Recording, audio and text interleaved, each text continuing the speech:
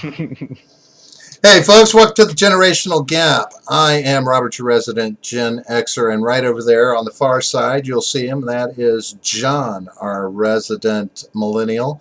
That is And me. and right there, the cream filling between two tasty cookie crunches is Stephen Ignoramus in the house, stopping in just for a few, say hello, grace us with his presence, show off his manly beard. You guys with your beards. Beards are gonna rule the world. I'm telling you. They're going to institute fines for those one of these And days. you non-beards are gonna be subjugated to us beards. They should tax beards. No, you gotta tax not having a beard. No, tax beards. Beards are natural. Not having a beard is pretty unnatural. No, see, by nature, the neck beard would not tax anything. So it must be the non-bearded that would tax the neck beard. Oh no, you can't put neck beards under one political persuasion. There are neck beards of all ideologies, all Look, walks of I life. put all neck beards into one category. Given up. No, that's not true at all. Jack Black is an excellent example of a neckbeard who is you know highly what? successful. Don't conflate yourself with Jack Black, please. I'm not. I'm just saying that he's an example of a neckbeard. He's an example of successful. He's an example of a neckbeard, and we'll capitalize the N on that one. He gets to be a big N neckbeard. Big N neckbeard. Speaking of big N's, Stephen Ignoramus, how are you doing, sir? Good, man. Good. It's been an eventful day. Has it? Why is that? Yeah. What's been going on in your world, Mr. Ignoramus? Well, I did this. I've already streamed for 3 hours today. Woo! Yeah. And I did an interview earlier with Slim Vision, and I did my own show, and then I taught some music and did a rehearsal because I got a show tomorrow. Holy crap! And now I'm here with you. I streamed for 3 hours today. Boy, is my urethra tired. Yeah. Too much Flomax. Too much Flomax. You gotta love it. So, so how are things going with the old Ignoramus stream, or should I say streams, sir? Because you're quite the busy individual there on the old interwebs. Yeah, show number 150 is on Monday. Man, that's crazy. Try to rework it every 20 or 30 shows or so. I don't know. Just working on some new music for it. I got 4 or 5 interviews next week. Are you doing anything special for the 150th? Nah, not really. I'll probably do something special for 200. Fair enough. Probably after 150, I'll take all the old files and put them in a hard drive. That's not. It's probably a good idea. Maybe get yourself an external, right? Somewhere. Yeah. Put that in. So, but Stephen, also, we've got something. You and I have something coming up here soon on your channel. What? So we should probably plug that now. Yeah. And let Robert know about it since he doesn't know. So what we're doing is on August 11th, I'm doing a history call-in show. Where we're not taking random callers. What we're going to try to do is schedule callers for anywhere from 7 to 15 minutes on specific subjects of European history from the year 1215 to 1776. We're going to be covering all kinds of stuff. Let me grab this list and I'll read the list. Now, is this going to be an objective or subjective discussion about history? It sure is. Our objective is to recognize that it's subjective. Right. But yeah, the topics will be including but not limited to Magna Carta, 100 Years War, colonies, colonizers, transatlantic slave trade, Ottoman Wars, Black Death, Mongols, aftermath of the Crusades, Renaissance, Joan of Arc, Gutenberg, Protestant Reformation, pre-industrial revolution, technology, and famous figures from the period such as Newton, Da Vinci, and Galileo. So to be fair, though, Joan of Arc would be included in the 100 Years' War. Right, exactly. So I mean, exactly. That's why she's such a big figure, is because the English were kicking the shit out of the French until God intervened. You history nerds suck. Yeah, love it. Oh, dude, history is the shit. Yeah, history is awesome. No, sir, the future is where it's at. No, the future sucks. History is great. I mean, that's one of the things that we were kind of getting to when we were talking before, is that the the what happened, the content of it is the very first level of history, and almost doesn't matter as much as the reasons for it and how it happened, you know. And so that's what I'm more interested in, is like analysis and primary source materials, what people were saying at the time. You know, if you read what people were saying at the time in their letters, they're it's not much about what happened. There is what happened, but it's mostly the reasons why and like getting into people's motivations. So that's what I'm pretty into. Right. Yeah. Well, Trying to figure out the context of why people did what they did. And it's not always that, you know, someone's pure evil and they did something. There's always something. Very few people, you know, that happened. Pure evil in history. Very few. You know. All right. So here's a question for you, a hypothetical, and I'll let you both chew on this and give an opinion. If you had the opportunity to be sent back in time and live out the rest of your life in a historical period of your choosing, knowing two things: you would have to sacrifice everything that you currently have here and now. This life would be gone. You would be back in that time period, finishing out your life, and you would have no impact on future events. Would you go back? Would you trade it off? It depends on if I was rich or not. Why don't you answer first, John? I have to pour my coffee real fast. Yeah, definitely. Okay, I'll be right back. Yeah, it depends on if I was rich or not, because honestly, that has a huge impact on the decision. Because if that was the case, then yeah, I would want to be in like the old British Empire. They lived a pretty good life if they were rich. Other than that, probably not. But you wouldn't do well as an American in the old British Empire. Well, as an American, yeah. Well, you're going to be going back as yourself. Oh, so no. I'm saying, so we're just going back like to the same spot that you're just going to stop doing this life and go live out your life in your preferred but in the same location.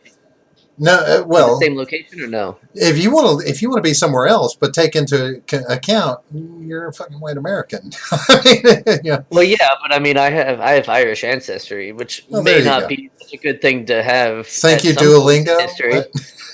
Yeah, yeah. I mean, that's true. I mean, I can't really speak the language well enough to be a native.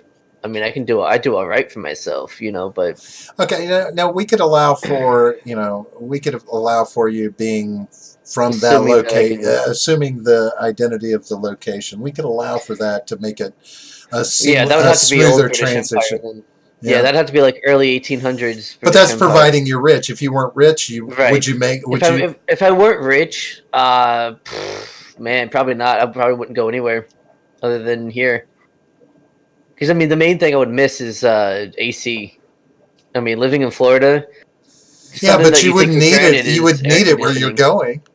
And in England, probably not. Right. So, but centralized heat would be nice, you know. Especially in the time that you'd be going, you wouldn't need AC, so you'd be fine. Yeah, I mean, but you would also want heat, which they didn't really have. You know, so that's something that people don't think about when they say, "Oh, I would love to live in this time period." You've never lived without AC. You've never lived without heat. You know. Good luck. What was the? So what are the things I have to sacrifice again? What are the stipulations? Basically, I heard, where I would go back to. But what'd you say after that? Basically, you would stop being here in your present life. All of that would go away, and also wherever you went back in time, your preferred era. You would not impact future events. Other than more than you like what already happened, right? Like right. You're not going to change anything. I mean, what if you're not going to be able to go and be like, oh, okay, well, I'll go kill Hitler. That's not an option, right? You're just going to go back and you're going to live in a time period of your historical preference. But he couldn't eventually become General Stephen Ignoramus. Yeah. I mean, first in of an all, army why would somewhere? anyone kill Hitler? Just kidding. All right. Now, see, now we are recording, Stephen. Now we are recording. We're all there now. Yeah. See, you can pretend to be anti-Nazi now. You know. Disavow. I like. You guys might have been getting to this when I came back, but you want to hit that little sweet spot. Like, yes, electricity. I feel like no AC would be okay. given not like, here. Yeah. yeah. Well, I mean that just means I wouldn't go to Florida. I wouldn't either. Yeah. Yeah, fuck that. Well, I don't know. do you have a preferred time period? I would roll probably like 1880 to 1900 America, something like that, Wild West with Really? electricity, that type Okay. of shit. See, I feel like that would be too stuffy. Like, everyone and what I mean by armed. that is like the clothing that you would wear and Yeah, stuff, like, and I'm- being in a I- building full of. I like honor culture. Like I Yeah. enjoy honor culture where it's like a handshake deal. If you break your word, you get shot. Like you spit in your hand. yeah, And, yeah. So like maybe 1920s, maybe something like that. 1920s America. I would also the Renaissance would be super badass. Yeah, the Renaissance would be cool. That's super honor culture. Yeah, like cool enough to live the rest of your life in. Though I mean, but see again, I gave the stipulation so long as I wasn't poor as fuck. Right? See, there it is. There you gotta have some stipulation like that. Yeah, right? well, because like it sucks to be anywhere. Like it sucks to be poor anywhere, but it sucks less now than it ever has. So, well, when it's want a decrease in quality of life. When it's all said and done, there's some times and periods in time that I would love to go back to. I think it would be awesome to live that life. But at the present time, I've already reached an age that I've passed the average lifespan for many of those historical periods. So I'm like, yeah, I mean, most people don't live to be 230. Yeah, right. But but no, and plausible. The plausibility of what you said is astounding, John. But no, I mean, you could go back and be like a village elder somewhere. Yeah, I mean, a village elder. Yeah, you could instruct people on which crops to grow and which spots. Ensure crop rotation on farms. I mean, dude, that's a good life. Hell yeah. That's one of the things I've read about. Like one of the commonly misunderstood things about past years is that, is that you didn't live past a certain age that much. I mean, that most of the age averages back then were brought down by infant mortality and child death. Like people lived to be 60 and 70 all the time. It was mostly just you were more likely to die before 10 years old. Exactly. Yeah. Exactly. Yeah. And so people live to be as old as they do now, like all the time. Other than when the diseases that were around back then caused people to die, but people still died of natural causes at like 80, 90, 100, this has given me a great idea for a television series. Oh yeah. Remind me to talk to you guys about this off mic because this is no. Pitch it. This is the internet, sir. Somebody will steal that shit because this is a good idea. This is a good idea, and I don't think any of us have access to network executives, so we're not going to be able to get this going anyway. But I'd have to run it by a couple of really truly geeky people like yourselves and nerdy people to we're here now to be sure it's original. But I think it would be a good idea. You can't just tease us like that and then move on. I mean, my balls are getting blue now. Watch me. Damn. Hey, so I have a question for you, Stephen, while I've got you here. Seeing as how I didn't see many responses in Discord when I asked this question. So I'll put it to both of you now. So I guess the UK has had a boat seized by Iran in response to the UK seizing an Iranian boat. They had already checked a couple of boats, but now they're fucking with another boat. The US is kind of taking not answering calls, as it were, kind of ghosting on this one, much like everybody else. Is this an appropriate response from the United States with one of our oldest allies/enemies in the world? Is this the approach we want to take? I'll throw that out there to the two of you. The hands off. Yeah, I mean, this is the UK, this is Iran. We've been stirring the shit pot with Iran, right? The sides are clear, yeah. So, should we take a hands-off policy if the UK is reaching out for helping hands, as it were? Yes. Yeah, we should take a hands-off approach. It's not like they got attacked. It's it's over oil. Yeah. It's over natural resources that don't fall within the boundaries of either country. Well, They're not being attacked or threatened. They didn't cause violence. I mean, they seized a couple ships, and it was in retaliation for UK seizing one of theirs. And yeah, was the UK? So the UK was acting under the impetus of the UN overall, right? In regards to sanctions against Syria. So there's apparent, we'll say apparent justification for the boat being seized from Iran at Gibraltar. So was it Gibraltar? Yeah. Gibraltar, yeah. So Yep. Whichever Iran responsibility responding the way they have is not being done in, for want of a better term, legal fashion. I mean, is this not a negative thing that we should respond to with our ally?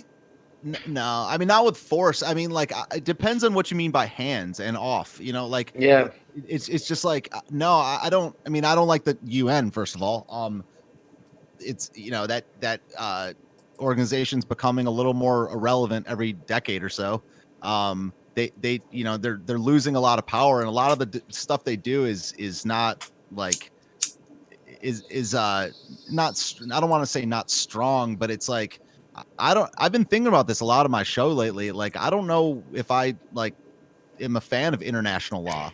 I'm a fan of countries existing, but I don't like these. I mean, that's the reason that World War I happened. There's all these non-binding arrangements. I mean, these binding arrangements and getting people's back when now I probably would not feel this way if they attacked the UK. Right. But they didn't. This is over oil that in my eyes doesn't really belong to us or the UK.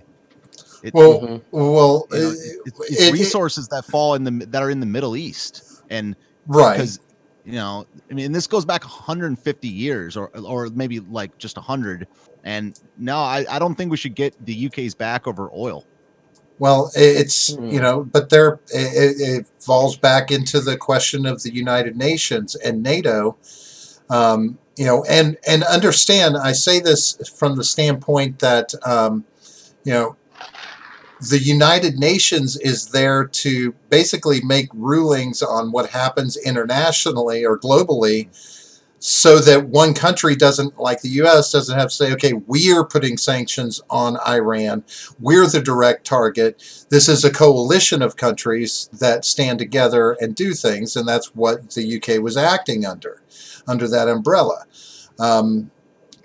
But I read an interesting article that was talking about how the size of the British naval fleet has diminished over the years. Yeah. And a lot of what the British naval fleet is designed to do is to plug in to an existing American naval fleet in times of war, because they're talking about these ships that help support in different ways, and they kind of plug in with their naval, because we have 3 times the amount of ships that they do. Of course, yeah. And I would not recommend that on their part. If I was the UK, or if I was to advise the UK, I would not recommend that. Obviously, I would want to have each country to be sovereign and have their own military, and if we work together, fine. But also be able to work independently. I think that's a great idea. Don't be like, if we deem your navy necessary, you can come and help us out. I don't think that's a good idea. I mean, for one thing, obviously that helps us out. We don't have to spend as much in our military as we do, which of course, helps our deficit a little bit. But also when it comes to getting their back, especially with this, I think Steven's right on about this. About this, it's not really that big of a deal when it comes to us. No, obviously they were to attack them is a different thing, because we kind of have to reciprocate, because they did help us in Afghanistan and Iraq, whether or not those were legitimate, which I don't think they were. But they did help us, and so we do have kind of an obligation to help them back. but yeah, no, I mean, Could not their actions be seen as a provocation of? well, these are more Because wouldn't the boat okay. be considered hijacked? Well, so yes, so here's kind of what like there's like a process of how a war goes or how a battle goes, and it starts with skirmishes. Right, the first thing you do is maneuver and skirmish. We've maneuvered, right? We put our fleet or a battle group over in Iran or over by Iran, and now we're skirmishing. Right, we've shot down a drone. They've shot down a drone. We've done this. We've done that, and now they've captured we captured one of their ships. They've captured one of the UK's. So we're skirmishing at the moment, and so it's still not at the point where we're going to go on a full-on war. It can still be stopped, and I think it should be, if at all possible. Well, so thus far now there's two countries involved. Iran has pulled two countries into this situation, right? I mean, specifically, yeah. right? That, I mean, I don't know. we that kind of put our did. Do what?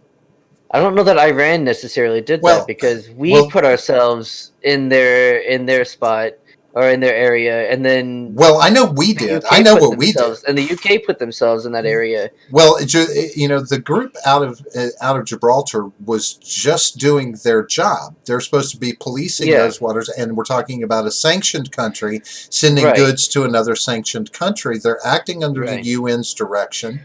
I mean is so. Right. Well, no. So I'm not saying that they did anything wrong legally. Right. That's what I'm saying. But, right. But you have to look at it from Iran's perspective. Sure, they're not a part of the UN. They don't have to recognize that. Right. Like I said, we're skirmishing. Right. We're doing incident here, incident there. Small. Iran's part of the UN. Oh, are they? That's right. They are. Yes. They're like the redheaded stepchild, though, right? One of the. Like I don't mean this in like a closed-minded way, but like for all intents and purposes, all countries that matter are part of the UN. That matter to us that aren't our enemy are in the UN. I know what you mean. You know what I mean? Right. But like North Korea is not in the UN. Exactly. Right. But like every other it's in like if they're not like really really small or are like overt enemy, like they're in the UN. Right. And I just see. What? Oh no! Go ahead. No, go ahead, man. You got it. Oh, I was going to say, what's the point of the UN in the first place? The UN was created after the League of Nations failed. Sure. Right. Which was to stop World War II from happening again. Stopping World War III. The point of it was to have this mutual non-aggression pact for one, and two, a mutual defense pact.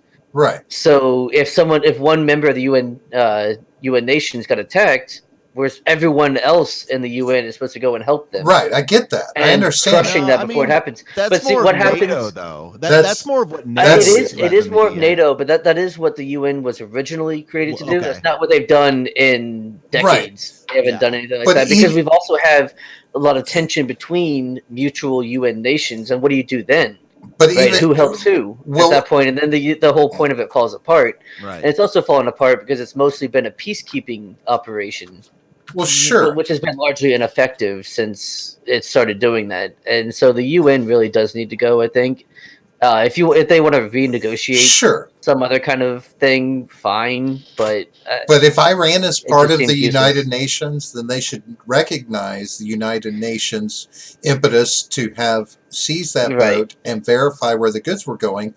Right, whether it's just if they're part of the UN, that is part of what you are supposed to undertake, not make an aggressive action against another member of the UN who is simply following UN guidelines and doing the right thing, whether the UN should be there or not. I mean, why are there oil sanctions against Syria? Like that's really what it. I mean, it's like one of those things that just because something's a law doesn't make it right. I mean, there are laws that are right. But never mind justified. If that's the better word, justified. Their actions were justified according to what the UN dictates. So, and Iran needs to recognize that this was UN directive, and not provoke or escalate the situation by fucking with UK boats. I mean, I this just think a is country's natural resources are more important than the UN. Like they're just they're basically they're saying you can't do oil business with Syria, so we're gonna seize your boat. And it's like, I just don't Yeah. like why like how complicated Syria is. We back sure. terrorists in Syria, and for that reason we oppose Assad while backing terrorists, and therefore you can't do oil business with them. That whole law is bullshit. Like, Yeah. Right. and And it's and I agree that it's a convoluted mess.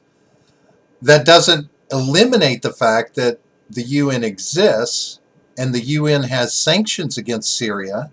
The UN has sanctions against Iran, and Iran is not supposed to be sending shit into Syria that violates sanctions.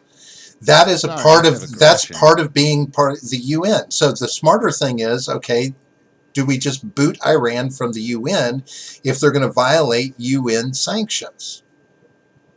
Is that the I smarter mean, move, and then let this go where it's going to go? Isn't that I what mean, we should do? I don't know what the smarter move would be. I know what the dumber move is, and it's what's going on right now. Yeah. And because that's all it's doing is making the UN appear weak, just like the League of Nations. And it's just making the UN appear weaker and weaker by they're not going to kick out Iran. They're doing sanctions that are nothing's happening from them, or I guess nothing's Substantial. being nothing strongly being enforced from them. Right. And so I don't think anything's going to happen from this. This probably is going to lead to war, 10 years or less, maybe more. I don't know. But like, I just don't like the thing that I respect more than anything else is like national resources, a nation's boundaries, and a nation's people.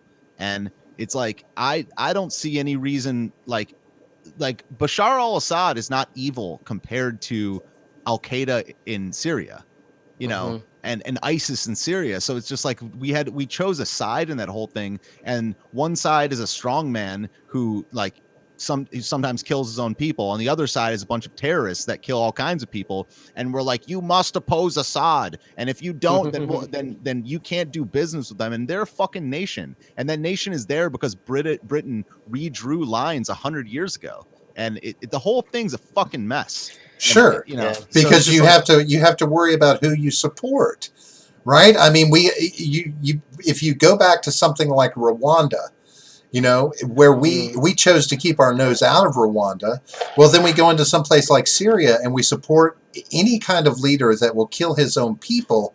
That makes us look like a piece of shit, right? And we don't want that. There was nothing for us to gain in Rwanda. That's why we didn't. Well, I go understand there. that. Why, yeah, you know what I'm saying. That's why it's ridiculous that we're going to other places because obviously, it's about. Yeah, it's why it's just like this is not about the UN. The UN is there because of oil, and the whole thing is about resources and life either way. So I just would respect it more if they explicitly said that rather than saying like, oh, there's this governing body that doesn't really govern. It's about resources and money. Well, let's and blood. Well, let's look at a little bit of the irony in this. Who is the strongest player in the United Nations? Who's always been the most financially, well off in the United Nations? Who's supported the United Nations financially? Who's had the real role of power in the United Nations for decades? That's us. Yeah. So a lot of the direction that the UN may have gone, how much of that is us having pushed the UN in that direction? Why is the UN focused on oil? Because it sounds a lot like you could just put United States in there instead of United Nations, and it would sound the same because our interests lie anywhere in this world where there's oil, so that we don't have to tap into the large reserves we have here. Yeah, but I mean, it also behooves other UN nations to have that oil at a decent price. I understand that, but if they don't use as much oil, but they still use. Sure, but if oil is I'll do air quotes, a corrupting factor in the UN, who is the largest impetus behind that? it's got to be the United States. We've had as much power as we've had financial input into the UN over the years. I mean, I refuse to believe we have not directed the course of the UN in many ways. So, that's why I say, we have a responsibility to a certain extent, for how the UN plays ball, right? I mean, well, yeah, I mean, we are the leaders of the UN. We are the UN, basically. Yeah. As for what's being said in the chat right now, Midget B says we must oppose Assad because he wants to allow Iran to build a pipeline into Europe via Turkey, bypassing Saudi Arabia, even if it means founding ISIS. Which I mean, Stephen, you said something in the chat there, but I think he was being joking? sarcastic. Oh, Yeah, okay. he's definitely being Yeah. sarcastic. Yeah, All yeah. right. Sorry, Yeah. I don't do good with written sarcasm. I never know. Well, no, and Yeah. yeah, I mean, I know Midget B personally. He's my BFF forever, and Okay. so yeah, I know he's joking based on Okay. yeah. So, but I answered with why is that? Even if, Yeah. why is them building that pipeline a problem? It's Nation's not, gonna right. nation.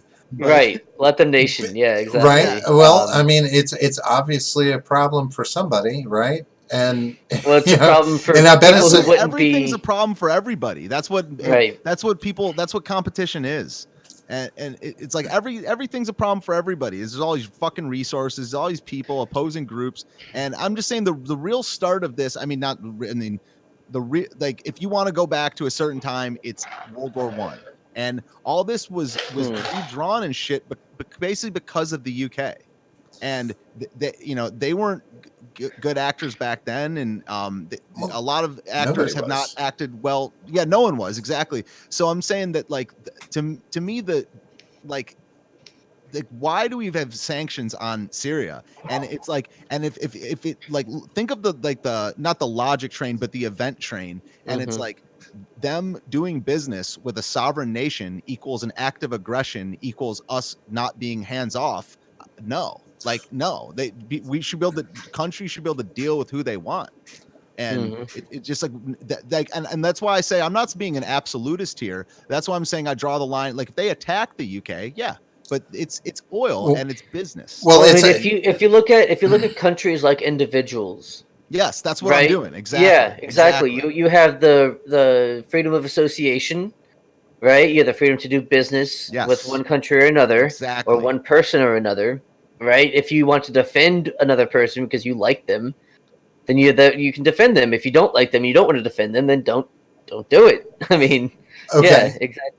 So if there is a situation, and a lot of the argument about Assad is that he's a bad man. He'll use, apparently, supposedly he'll use gas on his own people. Yeah, he'll violate right. I understand. Yeah. Yes, it was debunked, right? But he is known to supposedly to have killed his own people, or willing to kill his own people. He's a dictator, is how he's portrayed, and a bad one, right?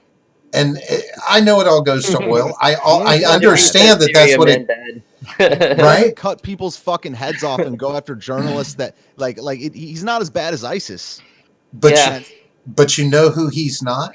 He's not our longtime mistress, Saudi Arabia. Yeah, we saw what happened in Libya, though. Yeah, fuck Saudi Arabia, too.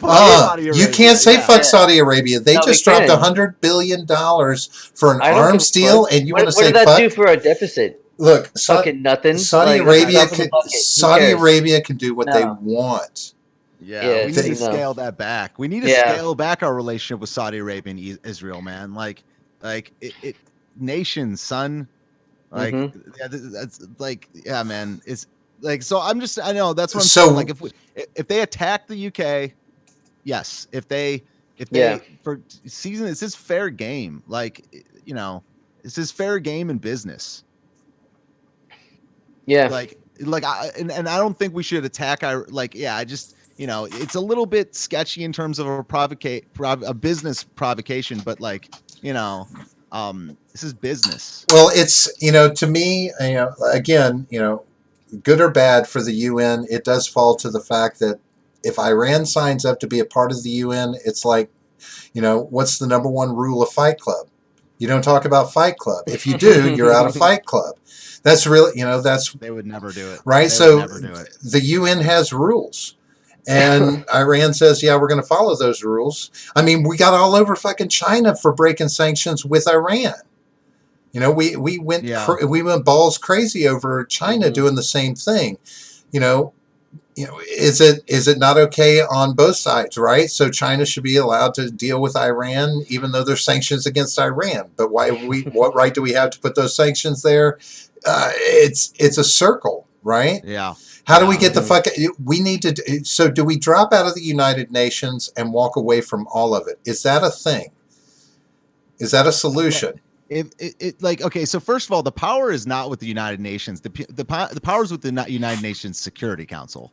Well, right, but it's the expectation that goes along with being part of the United Nations. Yeah, I mean, I don't know. I mean, I don't much like the UN, and I like sanctions even less. Like, sanctions don't necessarily affect who you want it to. It affects a lot of like the common folk in the country. And if you crush an economy, that doesn't hurt the oligarchs. That hurts the people. Yeah, and so Stephen, I'm not going to advocate for sanctions. I'm just going to kind of give you explain the thought process behind it. Is that it's supposed to affect the common person, who are then supposed to either complain or overthrow, hopefully, the oligarchs. True. So that is kind of the point of it. Again, not advocating for it, right. But just saying that's the idea behind it. And obviously we see that it doesn't work like that, though. Right. For the most part. I will say the upside is that we've taken to targeting finances that come into the government. Which is you target the government, right, with their finances so that they have limited resources that they can purchase, that they can bring in. Thus, they have to prioritize food and shelter, safety for their people, which most of these fuckers don't wind up doing anyway, right? They don't care about the common man out there. They're worried about. But also, the sanctions on the common man affects the tax revenue they can bring in, which affects their lives in a small amount, depending on how much control they have over the country. Now, how much control they have over the wealth of the country. Obviously, would you be willing to walk away from the United Nations, knowing that it would also mean that there's probably an expectation that you would walk away from NATO as well? Well, I like NATO less than the United Nations. Yeah, really? 100%, yeah. Yes. I thought there was going to be a downside.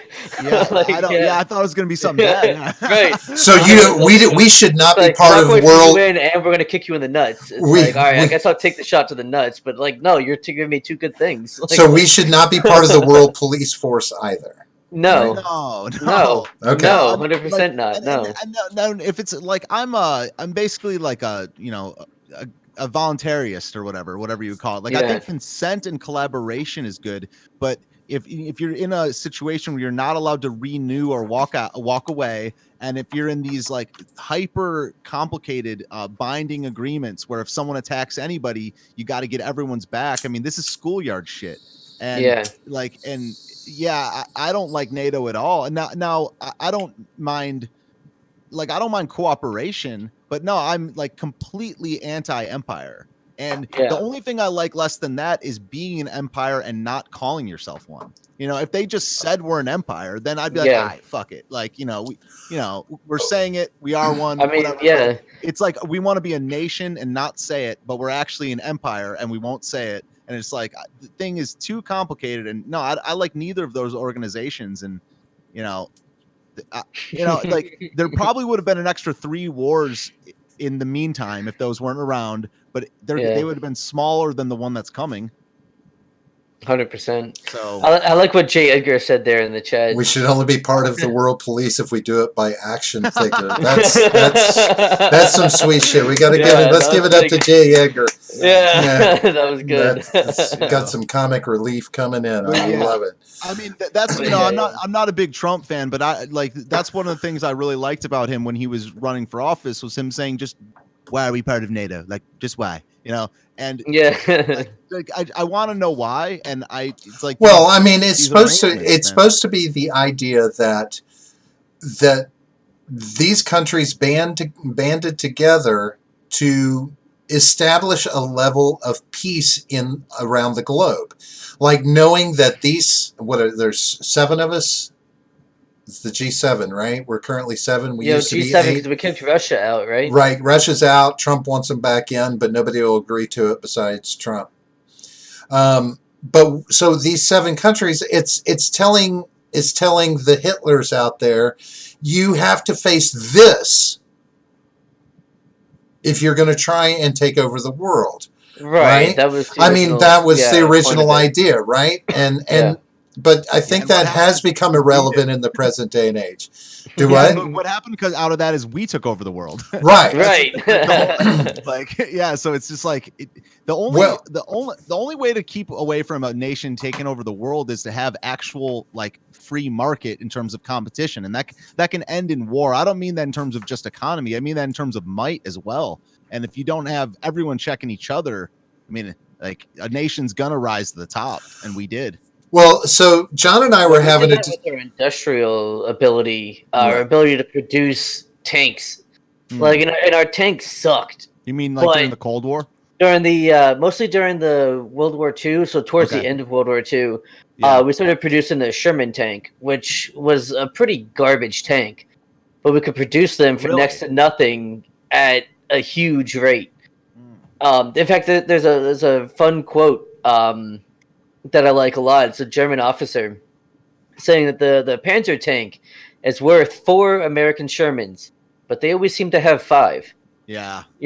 So that's all we did. We weren't better. It's that pesky fifth one. No. Yeah, exactly. Yeah, we weren't better than the other militaries. We just had more of it. Well, and that's kind of what we've done. And then now we've also added technology on top of that.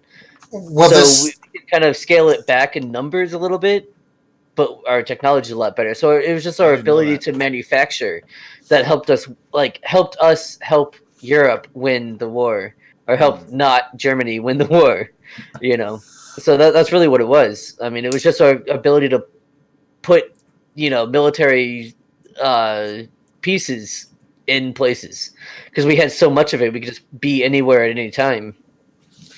This kind of feeds into a discussion John and I were having off mic, and I believe that what you're saying is, I mean, like we were talking about having just, Trump is saying that we've spent over $1 trillion on the military since he's been in office, making it new again, making it better. And we were thinking that maybe instead of getting involved, if we're going to spend that kind of money, like first picture, what does $1 trillion worth of military infrastructure look like? Like, what does $1 trillion fucking dollars in military look like? Well, let's stop meddling in other countries. And instead, let's put that $1 trillion to work. Let's invest another $1 trillion and put it to work. Instead of people immigrating here, we'll just start bringing democracy to them full on. We'll start annexing countries and taking them over. We'll just Robert was going full empire here. Right? I mean, if we're an empire, let's just go ahead and own it. Like we can take over globally. Like I see us being able to use Africa, large parts of Africa, so that we can work on terraforming, so that we can still move forward with terraforming on Mars as we need to.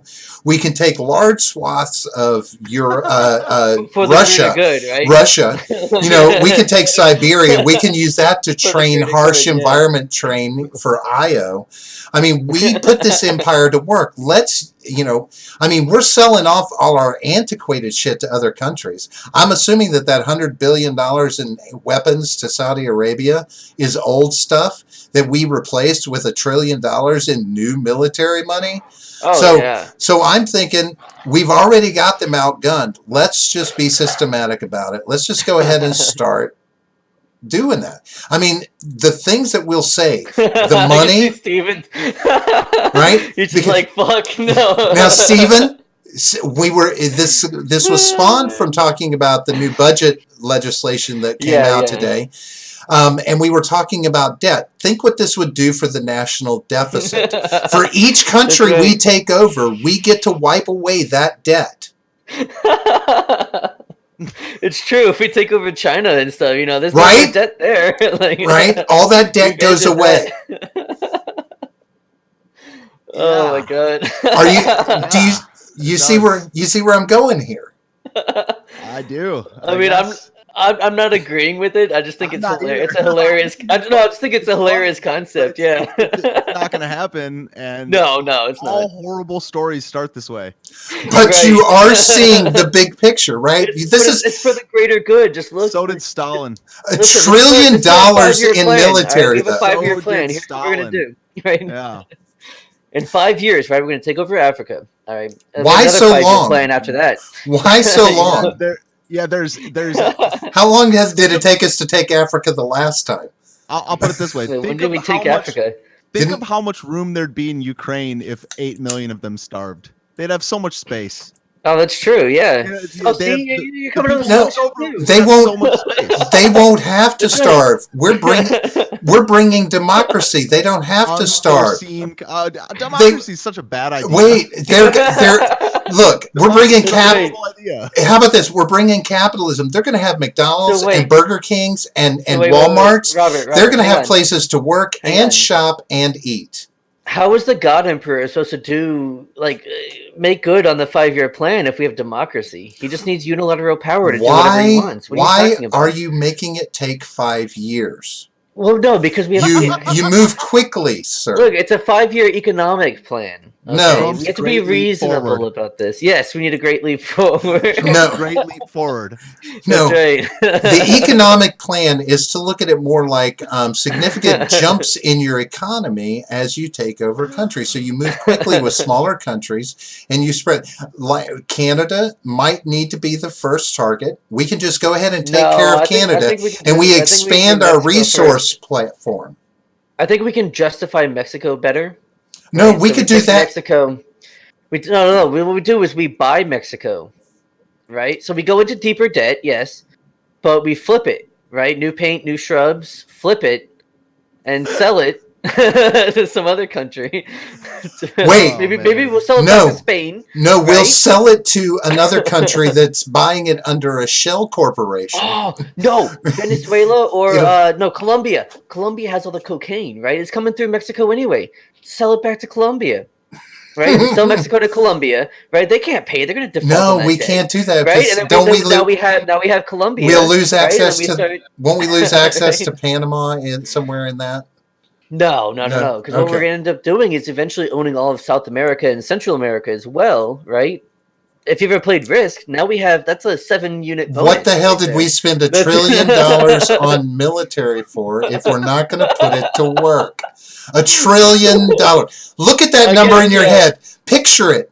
Just picture Well, it'll all be those military zeros police. in your head and imagine It'll be- that turned into Yeah, weapons. military police, Yeah. right? I mean, we to be serious. I mean, we Yeah. Look, we gotta stop thinking outside so much, man. Things Yeah. suck here. Like going outside and going into someone else's yard is not going to clean up your own. No, and that's no. this is the problem in so much thinking is when you think big and think outside, when your inside is corrupt. It's not going to work. It never has in history. But It's never Yeah. worked. But one thing that has happened in history is, if we're looking at a point in time where it is in our best interest to separate ourselves from the world, shut ourselves off to a certain extent, and reconsolidate and reorganize where we're at. Historically, isn't it kind of a historical thing that if you shut down, reconsolidate, when you are ready to move forward, expansion's a very prominent thing on your mind. Oh yeah, I mean, so to be fair, I'm going to use an example that I'm very familiar with. Probably one of my best specialties is the old British Empire. They did think globally. They thought very big picture, and that's why their empire survived for so long and it was so expansive. But the places they controlled were very isolated. So they would control, like Gibraltar was a great spot. It was all strategic locations. So Gibraltar being the entrance into the Mediterranean. And then Port, was it Majorca? They also controlled, which is an island just south of Gibraltar. Basically, again, the entrance into the Mediterranean. South Africa, the Horn of Africa, which was one of the most perilous places to go selling a ship around because they didn't have the Panama Canal. So if you wanted to go from the Western Hemisphere to the Eastern Hemisphere, the best way was around the Horn of Africa, which is very perilous. You could stop off in South Africa and, you know, hang out there, repair, get new, replenish your supplies and move on. You know, they had Hong Kong, which is another great strategic location, you know, Sure. the Philippines, all these different places that they had. Mauritius was another one, which is an island off of the east coast of Africa. Oh, that's how you say that? Yeah, it's Mauritius. Yeah, I never know how to say that. Wow. yeah. So they had all these. The empire wasn't at all controlled, like, or at all centralized. It was very decentralized, and that the governor had control over these locations. But it was all like strategic, so that the British Navy could be anywhere at any time within a month or two. Okay. And so they were able to maintain the empire that way. They were able to maintain, especially the China fleet. The East India Company could go anywhere with it and be safe. Right. They had all kinds of ports to stop in along their path, and they were able to travel. Get large amounts of wealth from one side of the world to the other without a lot of trouble. Right. So, I mean, yeah, that kind of, you know. But that's kind of a part about thinking large, and see, that was and they were maintained for hundreds of years. They were like that. Now eventually they crumbled, and they weren't so good because they were putting their eggs in way too many baskets. But it's not such a bad idea for an empire. Not that I'm advocating for it, but that is definitely a great example of a way to have a large empire, an expansive empire, and maintain it. Well, we could very much say that we have that already. We have points of control in major areas, which puts this plan even further into motion because we are strategically located around the world already. Yes, with bases by open arms. And that's what makes it better, though, than the British Empire. That's what makes us better than the British Empire, is that we don't take direct control over those locations. We just say we're going to tell you what to do, and we have a military base in your location, and we'll pay you, for it too. But we have bases in your locations. Yeah, that's why we need to embrace quote unquote better empire. We need to embrace our inner empire. And I agree. We need to deal with us first. Right. Well, deal with us, but we need to go ahead and look at expansion. I think expansion is a key thing right now. Oh my God! Look, we need more America in this world. What are you talking about, man? And less strife. So dog. I thought I was rambling. Look, I'm just saying. I don't think he's. Who is the strongest military power in the world? Oh, obviously us. I mean, Who has the widest reach of anyone in the world? Yeah, we're pretty awesome. Who, by all intents and purposes, has the most consolidated power in the world. It doesn't mean that we should flex that, and I do think that we should scale it back and let other countries deal with their own nonsense instead of us having to be the police of the world. All right. We're not England, and that worked out poorly for them in the end. All right, I have an idea. I think that is something that we should do. I have an idea. How about if we do it this way? What if we do it through capitalism? Seeing as how Walmart and Amazon are two of the largest, economic entities in the world, why don't we contract with Walmart and Amazon to buy countries and then sell them to us? Because those companies have enough money to buy countries, right? Some of them, yeah. I mean, if you want to go like Banana Republics, I mean, yeah. I mean, they could probably do that. Some little some nothing country. And of course, we'll buy those countries at a small profit to Walmart or Amazon, whichever one purchases. A small right? Because we'll make up that profit when we wipe out the debt that's associated with that country. Again, a smart fiscal move, and it invests in our future.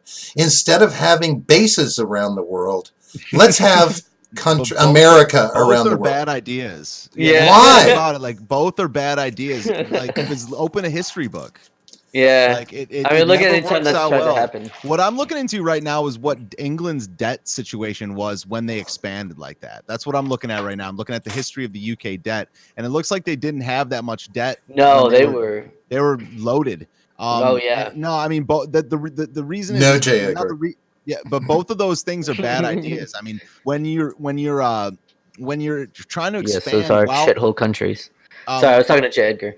when you're trying to expand while you're getting gutted from the inside, it's just neither are going to work. Both those are bad ideas. The bases are a horrible idea, and also expansion is a horrible idea. Okay. They're both bad I ideas. agree with that. Yeah. So we I think should need to close up retreat and- back into ourselves. Right. Oh, so dude, we I'm should, not- before we do it, we should have a period of consolidation. Yeah, Is what you're saying. Oh, yeah. And then take over No, the not world. before. Gotcha. Must go Thank on. you, No. Stephen. I agree. No. A period of consolidation, and then No. we expand the empire. No. Is there anything wrong with us in the next 20 to 25 years Yes. expanding Yes. our empire? Yes. What? 100% What there is yes. wrong with that in the present day and age? Other sovereign So- nations, unforeseen consequences, and our economic situation. Oh, dude, fucking concise as fuck. Hell yeah, Steven. No, Are no, we no, that what I was gonna bring up- civilized? What I was going to bring up is let's look at the empathy side of it. How'd you feel if someone did that to us, Robert? Would you like to be subjugated by China or Russia? If So these countries that you fear are going to do that to us? wait, that's my point. They're So you they're want to go to them first before they do it to us? right. That's fucking Let's ridiculous. just No. go ahead and expand the empire. There's nothing wrong with expanding the empire. We are an empire. There is. What's funny? No. If you go back to the beginning of our podcast, fucking Robert was like the most like anti-empire, anti like America doing anything about anybody else, and then now he's like, oh yeah, let's just be an empire. Fuck it. Like, Yeah. no, I don't think he's serious. Yeah, but yeah. Well, this is. I would hazard a guess that this is not something that other people in this country don't think about. That why haven't we? Why don't we expand? Why don't we just take over these countries that cause so much strife in the world? Do we need North Korea for something that we can't do ourselves in North Korea? I mean, well, no, we don't need North Korea, but there's no reason why they can't exist. I mean, it's the stag that I like melts your the world. comment, yeah. What is that? That's Game of Thrones, right? Nice Yeah. GOT I have reference. no idea. Yeah, that's a Game of Thrones reference. I have No, it's not the second of Game the of stag Thrones, that yeah. mounts. It was the stallion that mounts the world. It was the stallion. Remember, it was yeah. the. Yeah, but keep flattering yourself there. You're a stallion, Robert. Well, no, I'm just talking. The reference was for a specific group.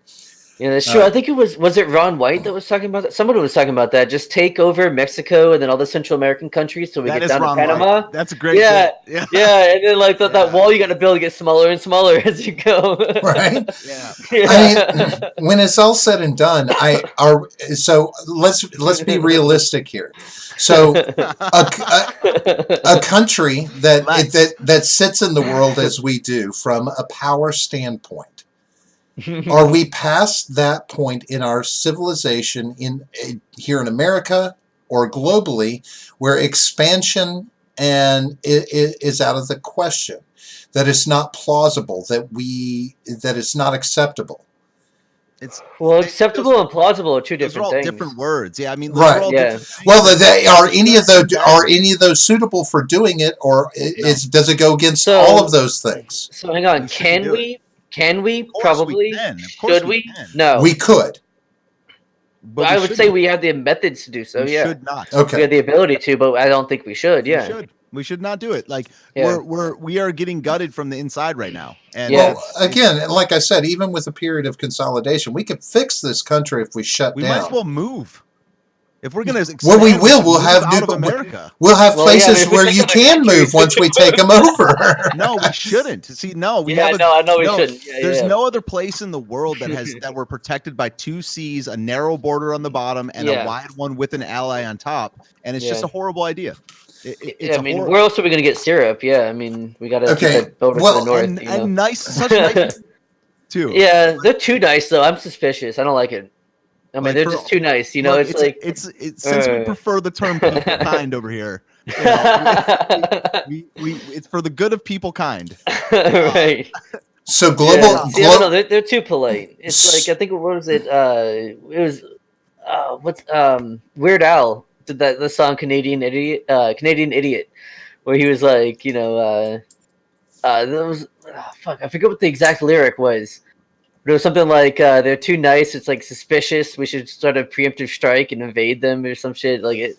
Obviously, that's not the lyric, but that was the idea behind what he was saying, and it was fucking hilarious. Yeah, which is a preemptive strike. Is they're up to something, man? I don't know. So Stephen, if we had our shit together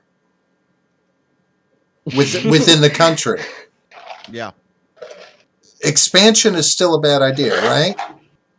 I agree. Yeah, expansion is a bad idea. Yeah. I mean, it looks a little better if we have our shit together. So you mean like if we have like not a raging culture war going on? Correct. A super bad debt problem, no sense of national identity. These are things that are going to take 50 to 100 years to get over. If ever. What if we could do it in 5? Well, so to be fair, though, that's why the British Empire did so well for so long, is they had that sense of national identity. You were a British person. Yep. And you could become British just by accepting the values and things like that. So they had, like, even as far as like the island of Java, on their ships, but it didn't matter because you were now British. You're, part of the British Empire. You're on a ship full of British people, or Irish and Scottish people, Welsh people. You all had one identity. You had one goal you were working towards, which is the functioning of the ship or the functioning of the unit that you were in. If you're in the army, whatever it was, you had a common goal to work towards. We don't have that in this day and age. Right. And it would just be almost impossible to keep a cohesive, group together. Well, but see, one of the first steps towards getting that idea of national identity is when we shut down all the borders. Well, I'm in favor of that because this gets immediately you have national identity that swells with. Hold on, listen. Can I finish? Can I finish my sentence? No. Can I finish my sentence? You immediately have a swell of national identity amongst those who agree with that move.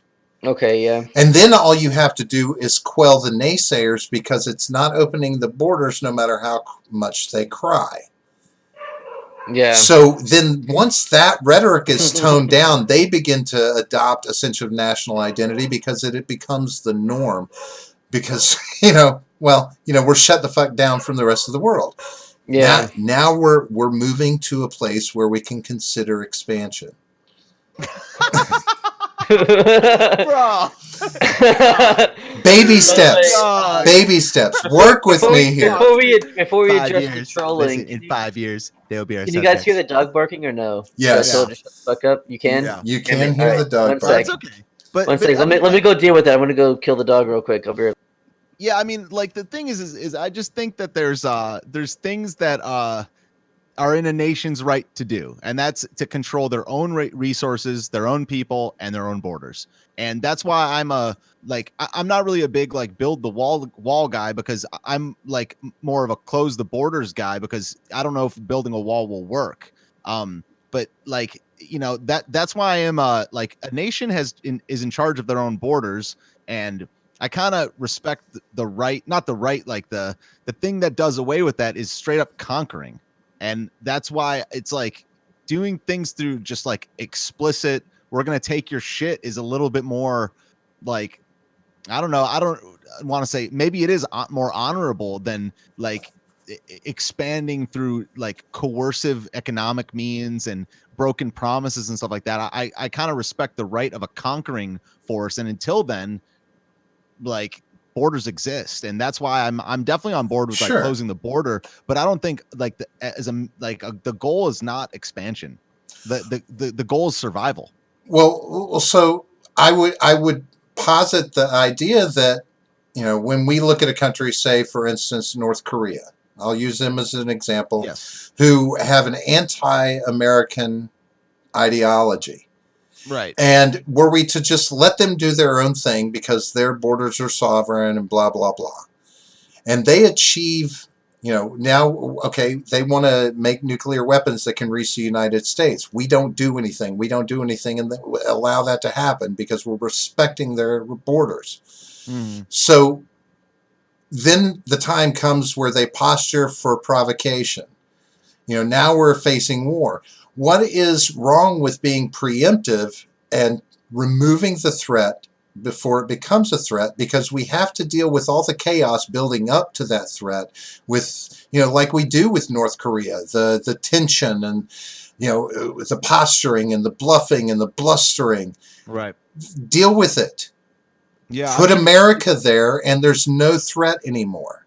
Because it's because it's just not that simple. I mean, I there understand. is such a thing. There's such a thing as the Korean people, and they're not Americans. And so in terms of the threat thing, it's just like anything else. You have to know how real it is. You have to so that's where intelligence. I mean, your question's a good question, and it's the question's always, where does the rubber meet the road, and how do you deal with it? And so I don't believe that that North Korea's nuclear program is as close as they say it is to reaching the U.S. I mean, and if it is, then that's a rubber meets the road thing that we have to deal with like nationalism. And if there's voluntary treaties, then you can deal with that. But putting in America there, I mean, that's not ever going to be a 5-year thing ever, unless you genocide. Right. Well, not down with that. So, but is it wrong? Is it the wrong mentality to consider conquering a country that for decades has attempted to provoke us in various ways? Provoke? No. Conquering is not a right and wrong thing. It's an is or isn't thing. I mean, we're conquering a potential threat in somewhere. We could use that as our reasoning. You can use that same justification for anything, right?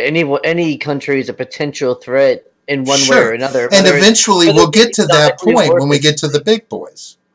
Yeah, see, I don't know. I think that's a slippery slope, and that's a terrible idea. Yeah, I think it's a bad idea, but it's just like in terms of like the way that conquering has worked classically, it's the wrong question is right or wrong. It's basically an is or isn't thing.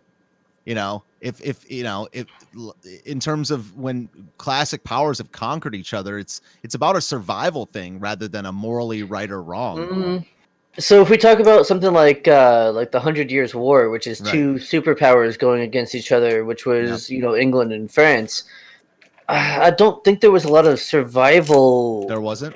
No, it was in that if one country conquered the other, it was survival. But what was the impetus for the war? Well, I actually don't know. Can you tell me? Well, it was mostly disputes between families. Well, that's wrong. Yeah, no, there was no real need for it other than the fact that they had already been at war with each other in previous, years, previous centuries. Yeah. I mean, that's really what it was about. And it was about, the French nobility versus the English peasants, basically, because they didn't have a lot of, knights. Like when you talk about knights and stuff, it's France. You're talking about France. When you have like the knights in shining armor on, horses with lances, that's France. The English had, longbows. That was their biggest thing. And so it was just mainly about like I guess it was like tensions between the two nations and then like economics between the two. There wasn't a need for one of them to go in order for the other to survive. Yeah. Except for during the war, that was that was going to be the case. One was going to conquer the other. But it was fought in France. I mean, that entirely in France. I mean, I just like to Robert's point. It's kind of just like, I mean, if they're a threat, like we definitely we should defend ourselves against it and think of technology and things that we could do that. But it's I don't know. It's really a good question because it's like when say like that, like John said earlier about like treating it like a nation like an individual. Like you say this, you're on the street, you feel threatened. And you can take a lot of measures to try to defend yourself from that person, but there is going to be a moment if that person is really threatening you when you do have to preemptively strike. That's true out of any fight, and that's why at the end of the day the answer is I don't know if you don't have the right intelligence. But from what I've seen through the fucking media, which lies all the time, but they get some stuff right. Yeah. Is that North Korea, if we're talking about this specific case, they're not at the point right now where they can straight up attack us with nukes, and they're they use misdirection all the time to make it look like they're closer. That's the whole thing. The reason I'm not on board with attacking Iran, because Iran's been 5 years away from a bomb for 25 years, mostly set by Benjamin Netanyahu. Well, they in their defense, they consistently say, we are not trying to build nuclear weapons. We are trying to refine our power system. Iran, you're talking about, though. Correct. Yeah. Right? Yes. And that's their stance, and it's been that way, and they have shown nothing to prove otherwise, other than writing this fine line about what's allowed in for a country to do with uranium and nuclear-based things. I think Iran's going after a bomb. It's about how real the threat is. I think they are. I mean, they've definitely. They've bypassed the quantity level. Sure, but I think that weeks. But I think there might be. But Trump put them at so many. Hang on, there are so many other. There are so many other nuclear capable countries around Iran that, like, why do we need to be the ones to take the lead on it? Exactly, and I think every country in the world. It's a matter of percentages. I think every country is going after a bomb. Like, I think every single country is going to have nukes. But the technology's out there. Again, in Iran's... I think the reason behind it is that the UN did say no more nuclear weapons to be created, and everyone in the UN agreed to that, and that would also be Iran. And I'm pretty sure that was the UN who said that. Maybe it was NATO, but I'm pretty sure it was the UN. About the non-proliferation treaty, right? Yes, right. Yeah. And as far as I know, Iran has not breached that. Well, hold on. But the quantity that they exceeded here, no new ones, right? No new nuclear weapons. Yeah, no new ones is what I'm saying. Yeah, well, Iran doesn't have any in the first place. Right, yeah. But that would also be a new one, though. Right. They would be violating that in that case, which means that you would have to do something to either enforce it or not enforce it, which means it means nothing to everyone else. And so I understand that position. I don't agree with it necessarily, but I understand the position that they're being put in, that you would have to either enforce that or not, meaning that it either means something to everyone else or it means nothing to anyone.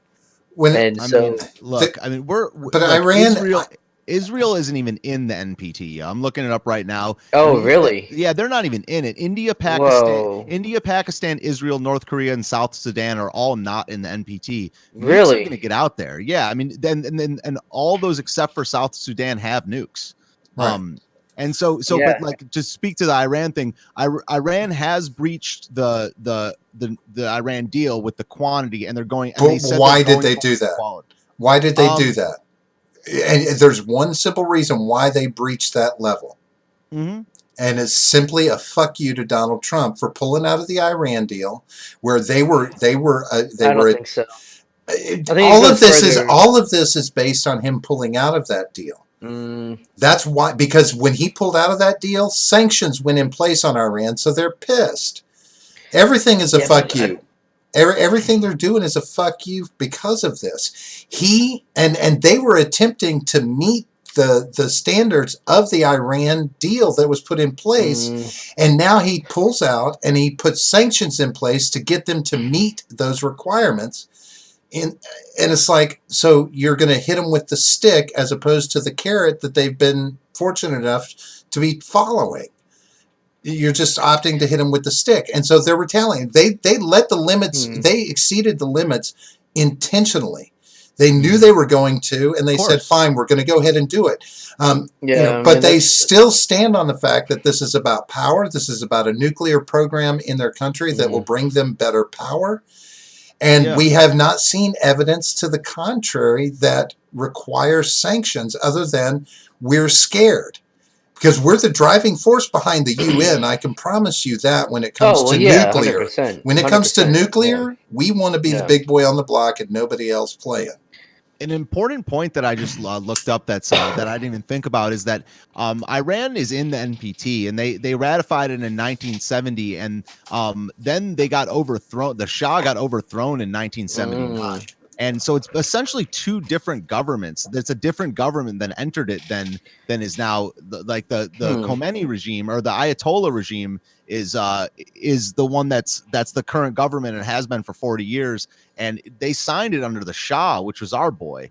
And it's very complicated, and but like it's just they've been saying that they were gonna sorry, go ahead, man. I'm still looking this up, so go ahead. Okay, yeah. No, I was gonna say, like, I mean, our government technically changes every 4 years or every 2 years, depending, right? So I don't think that that's necessarily a good reason. I don't know if there's other factors, right? But just the government changing, I don't think matters as much. Just because they signed the agreement, they want to renegotiate or say, hey, we are done with this agreement, then that's one thing. If they say we want to back out, then that's one thing. But, just saying like, oh, we signed the agreement and never did anything with it, even though we changed governments. You know what I mean? What happened in that year? I wonder what happened. I'm not familiar with that Let at all. me read this from Wikipedia. The participation in the United States and Western European governments in Iran's nuclear program continued until 1979. This is after they signed that treaty. Until 1979 Iranian Revolution that toppled the last Shah. Following the 79 revolution, most of the international nuclear cooperation was cut off. In 81, Iranian officials concluded that the country's nuclear development should continue. Negotiations took place with France in the late 1980s and with Argentina in the early 1990s, and agreements were reached. In the 1990s, Russia formed a joint research organization with Iran, providing Iran with Russian nuclear experts and technical information. And they're still allied to this day. Yeah. It's complicated. That's why we're against Iran. I got you, because Russia. Russia. So that makes a little more sense. That simplifies it, actually, in my opinion. That simplifies it. It comes down to Israel, man. All of it comes down to Israel. Well, why we're in the Middle East and why we care about the Middle East. Definitely comes down to Israel. Look, and the oil as well. I'm not going to lie about that. Yeah, definitely oil and Israel. Well, those are two, and I think those are two very separate things. Because the oil, is economic. Maybe they're not. Well, hold on. Why do we care so much about Israel? Is the fact that we have a good foothold in the Middle East with them, and then we also went to Saudi Arabia, so we have the UAE there. Well, that's why Turkey's so important to us, and Turkey as well. And then we took Afghanistan and Iraq. But you know what I mean. So now we have a large foothold there. However, I don't know. Support. Cameron Michael's in the chat. What's up, man? What's up, Cameron? Support for Israel, though. The problem I have with that is that it becomes an ideological issue versus a political issue and a globally political issue. Because if you are not supportive of Israel, you're anti-Semitic. Well, so forget all that, right? That's just a way to keep. But that's the global spectrum on it. Right. But it's the method of keeping support for Israel, right? If we look at it like a Risk board, right? If you played the board game Risk, right? Israel is going to be, for us at least, not necessarily all around, but for us, that one little, like, they draw the line over the ocean, saying that you can attack from this spot to this spot. It's like that, saying, okay, now, boom, now we're here. Now we have a foothold here. We keep that, and we can keep going and stopping one player from capturing that whole, region. It's the same kind of deal, but obviously much larger scale. Obviously, it's, real life and all that. But it's the way that we can say, now we have Israel. Okay, we're there. Now we can expand from there, which we've done in the past 50 years. We've expanded into more like Kuwait. We went to Kuwait, the UAE, and now we've gone into Iraq and Afghanistan. Now we're looking at Iran. We were looking at Iran back in the 80s, I believe. You know what we're just like slowly trying to take over the Middle East. But the problem with that, because that's the only place in the world that we don't really control, and obviously we don't control the other places militarily, but economically and diplomatically, we control a lot of those areas. I would hazard the opinion that support for Israel is more detrimental to this country over the long term than it has been beneficial. And I say this from the standpoint, I'm going on 51 years old, and I've been hearing about issues with Israel my entire life. I remember stuff with Israel when I was a kid.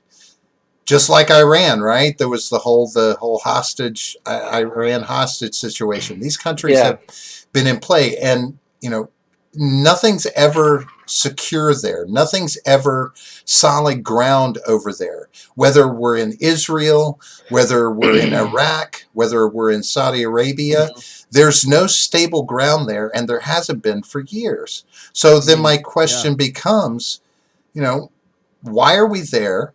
If other than the oil, I get the oil, but why do we need strategic holds, especially one that is so wrapped in ideology that it warps our cultural into rhetoric? It warps our cultural rhetoric here in the country. This argument about Israel it leaps from there to here, and we have it for decades in this country as well. I mean, it's a 20,000-year-old conflict. I mean, it goes back to before written history, and it's and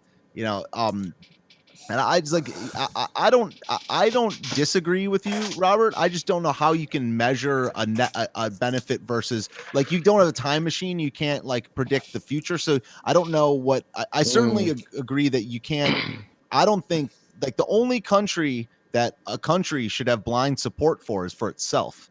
Right. And I don't agree with the blind for that. That's the reason that we were talking about the UK earlier. I don't think we should blindly support the UK. I don't think we should blindly support a single country other than ourselves. Well, now, in a devil's advocate here, including the globe, what's going on with the UK is not blind support. We know what's going on with the UK. We know how much of an involvement we've had with what's going on in the UK. And I still question whether or not the intel that they got did or did not come to them directly from us.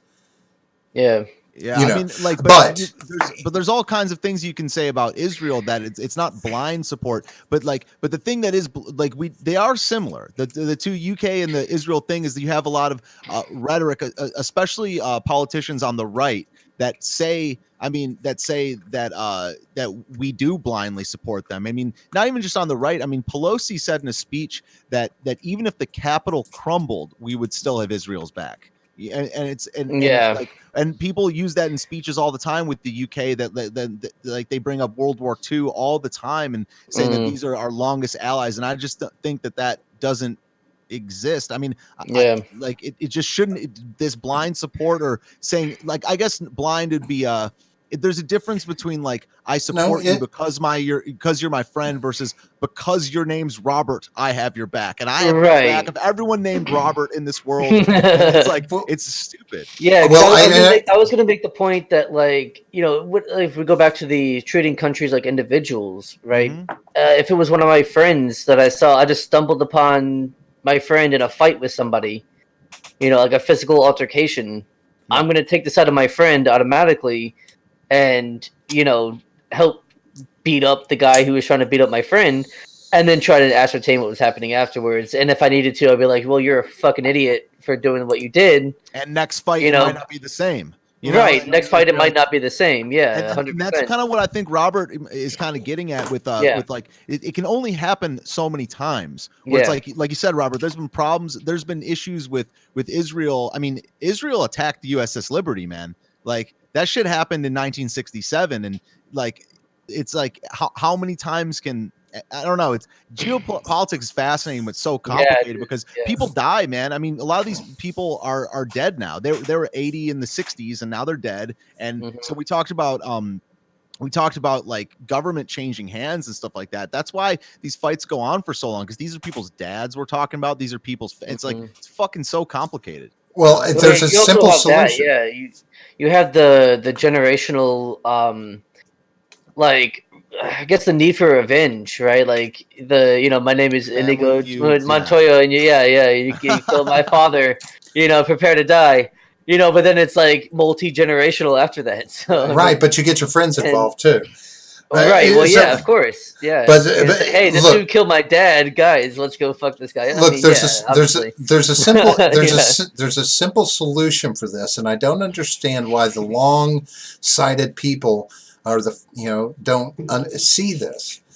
Look, our goal right now is, we are slowly transitioning away from fossil fuels, right? And we're hoping to bring more solar, bring more wind, whatever the case may be, natural resources on board. So we're decreasing the amount of oil we need, which means that the oil reserves we have here in this country are more than sufficient to ride out the years until we do transition into something more towards, not fully, but more towards a 100%, natural driven sources, maybe even fusion. We'll get to fusion, right? But we have enough Yeah, oil here to do that definitely. at the rate technology is advancing. So if we start tapping into our oil here, use the resources we have in our country. You're a big fan of countries having access to their own resources, right? Yes, but there is a difference. And shut right? down the need. We don't need foreign oil. We don't need it. Right. There are other factors at play. Unfortunately, so there's things like OMEC, right, which basically controls the prices of oil in the entire world. It's not just us, right? In the entire world.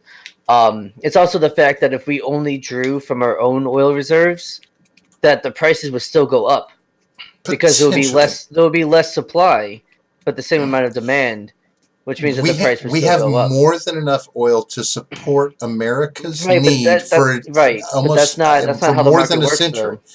But Right, but that's not how it works. The supply still goes down because we're only taking from our own sources as opposed to other sources well. And that's not to say we can't export oil too. We can No, export I'm sure we do. and make money. I don't No, know I'm just saying we can make money that way. Yeah, but it's about the prices at home, the prices of oil at home. So when you go in, won't fill up your competition gas sort that tank, out? that's what it's doing. Other than OMEC, obviously, right? Right. Places So if the petrodollar, right? I mean, if we're only using our resources for our own oil needs, we don't have to worry about anybody setting the price on our oil. We get to do it ourselves. Therefore, we let our own market determine the competition and the pricing. No, I'm 100% for that. I'm just not sure what other factors there are other than what I just named. I don't. I'm not sure what other factors there are. Well, I mean, ultimately, I don't know what agreements we have with other countries about even exporting our own oil, which means that but we we're don't sending even oil out. We wouldn't even need to. We probably don't even have to do that. I mean, just save it for ourselves. I mean, let's lock oil down here in this country and use what we've got while we need it. That's the beauty of it. We're on a plan to get away from needing as much. So you're getting more and more isolationist. Yes, I absolutely am. I absolutely am. I mean, look at now you want to shut the borders down and you want to use our own oil. Stopping importing oil. Like you know why? Look around at the cultural atmosphere. Right? Look at the cultural atmosphere in this country. Yeah. And so much of it is impacted. We are far from homogenous, for sure. So much of it is impacted from third parties outside this country. We are looking at other countries and what they're doing and having this weird mind fuck that what they do should follow our ideas of how things work because we've got a constitution and so everybody should have those rights. And then on the flip side, oh, well, look at how they are and what they're doing and what they take serious. And, they don't like hate speech, so we can't like hate speech. Oh, see, I don't give a fuck with other countries. So I don't give a fuck. But that's what we do. We look out there to the world and we're worried about how close everything down. Well, see, let's isolate ourselves and then we only have to worry about what we see. Actually, most of the time, what we start with affects the rest of the world afterwards. The exception being our modern, the intersectionality, postmodernism, which came out of France back in the 40s, and then started getting into universities throughout Europe, and then eventually here. Other than that, which has been the the biggest impact culturally than most other philosophies or economic systems, most of them start here. and then Sure, spread to the rest of the world. but I mean, Most of what we do affects the rest of the world, other than postmodernism, which has actually been a huge detriment to the entire world since well, it started. sure, and it's not like it's going away anymore either. You know, it's not like it's going away. I mean, this everything that we see from a cultural aspect is rooted in that. And we have to understand that one of the evolutions of this postmodernism is this looking out on the world and trying to adopt a one world view from a perspective that we can't have a one world view when if we don't even remember the one thing. Other countries don't have our constitution. They don't believe the way we do, right? Now apply that, Robert. Now apply that to this country with the federal government and the states. You can't apply a one size fits all solution to the 50 states. As long as it's constitution, as long as it's constitutional, you can't. You know, right? We can't do that in the world. We can't do that here either. Well, like I mean, you know, so there's that, but that's besides the point. I mean, when it's all said, I agree. Right? But I agree. Obviously, we don't. We are literally at a point where we don't have to have anything from the rest of the world. So yes, I am becoming more isolationist because I don't. I know I have seen through historical reference by looking at the historical documents that dealing with the rest of the world is a shit show. It's constant shit show for it's way years more complicated and than years. Just dealing with this country. Yeah. Yes, it's years and years and years of shit show. And when you look at countries like Israel, when you look at countries like Iran and North Korea and Russia, it is the same shit show. It's just a rerun that maybe got freshened up for the present day at best, but it's the same show over and over again. Why do we keep turning those channels on? Let's shut them off. Let's just go to streaming networks all within right here, shut down everything else, and just focus on what we're doing here and call it a fucking day. Get our own oil. We still need build our to own trade cars. with the rest of the world. I mean, that the trade with other nations has gone on since there were nations. I mean, you can't stop like all trade with all nations, and you can't. Just I'm not saying stop all trade, but if oil is the impetus for war, let's take that out of the equation to start with. I think that's more of a justification than the actual cause for war. I said impetus. Should I say motive? And what's your better word? I mean, you don't know what impetus means. I know what impetus means, but Steven, what do you think? I mean, I think it's an interesting discussion. It's complicated. I am I'm a nations guy. I'm not a I don't like coercion. Mm-hmm. I think that right now where we are in history is where we are in history, and it's going to be hard to forget about like all the tribal stuff of the past. I mean, that's one of the things that makes history.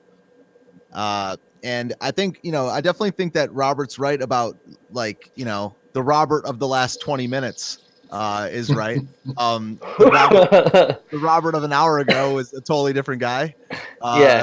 He was just playing devil's advocate. I know. That's why. Yeah. So, that was my extremist coming out, my reactionary. Right. So I just think that, I've said it on my show a bunch of times that a nation is the people, the resources, and the borders, and it's basically within the right of that nation to conduct how it wants.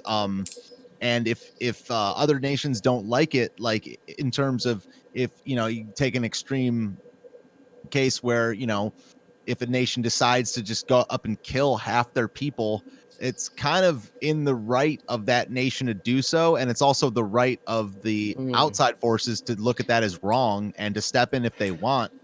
But it's like, this has happened many, many times in history. And that's just an extreme example.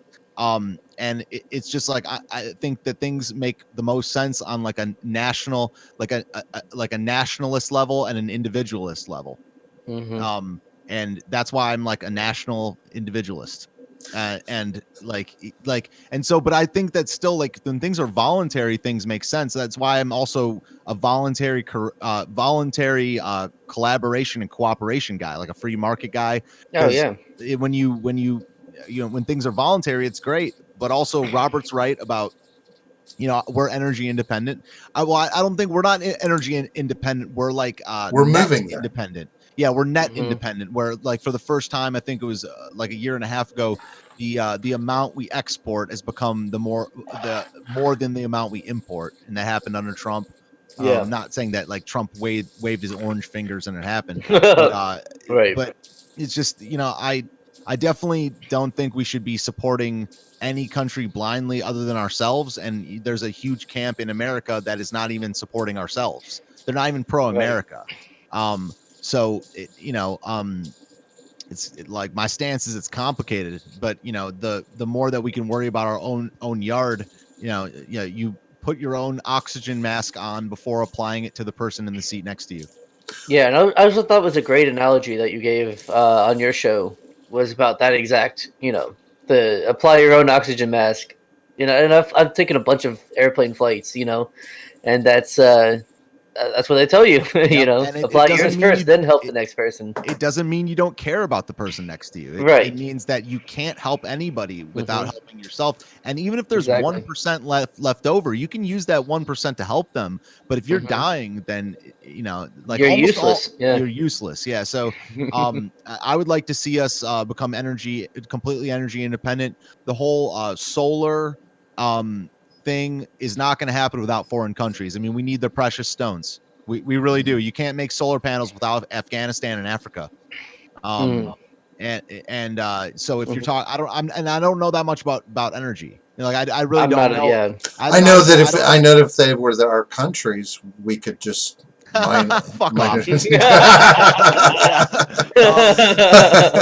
So I don't know like that much about like geothermal or fusion or anything like that. I tend to be a nuclear guy in terms of nuclear energy. I think I've heard that like storing it and the risk from that has been overblown. That was Mostly by Michael Autry, right? Mm-hmm.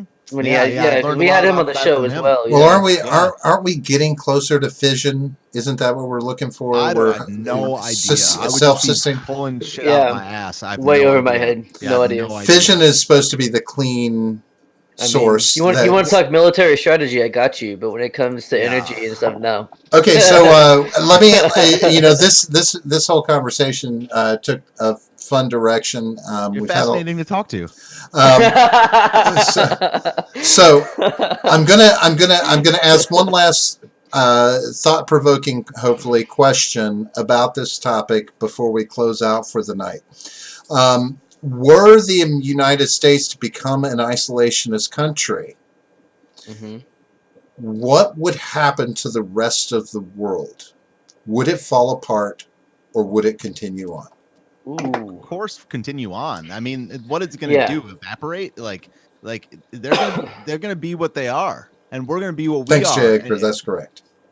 What did J. Edgar say? Oh, he was telling me that we have fission. We're moving to fusion. That's I said the wrong word, although I had it right earlier. So you don't know either, yeah? I had it. I said. I knew what I was talking about. Earlier when I talked about the renewable sources, I said fusion. This time I said fission. Oops.